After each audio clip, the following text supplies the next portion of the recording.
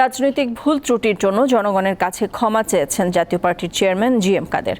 বিকেলে ঈদে মিলাদুন-নবী উপলক্ষে জাতীয় পার্টির বনানী কার্যালয়ে আয়োজিত আলোচনা সভা ও দোয়া মাহফিলে জনগণের কাছে ক্ষমা চান তিনি। দাবি করেন, বড় রাজনৈতিক দলগুলো বিভিন্ন সময় জাতীয় পার্টিকে নিষ্পেষণ ও নির্যাতন করেছে, এরপরও সবসময় জনগণের পাশে থাকার চেষ্টা করেছে তার দল। তবুও ভুল ত্রুটি হলে জাতীয় পার্টিকে ক্ষমা করার অনুরোধ করেন জি.এম. কাদের। কোটা সংস্কার আন্দোলনের সঙ্গে শুরু থেকেই জাতীয় পার্টি ছিল বলেও জানান তিনি। 2014 সালের পর থেকে জাতীয় পার্টিকে ব্ল্যাকমেইল করে নির্বাচনে আনা হয় দাবি করে তিনি বলেন, আওয়ামী লীগ সরকারের আমলে দ্বাদশ জাতীয় সংসদ নির্বাচনে অংশ নিতেও জোর করা হয়েছিল তাদের। যদি কেউ মনে কষ্ট নিয়ে থাকেন আমাদের এই কাজে, আমি আবার বলছি, আমি ক্ষমা প্রার্থী। যদি কেউ ভুল বুঝে থাকেন, আমি ক্ষমা প্রার্থী।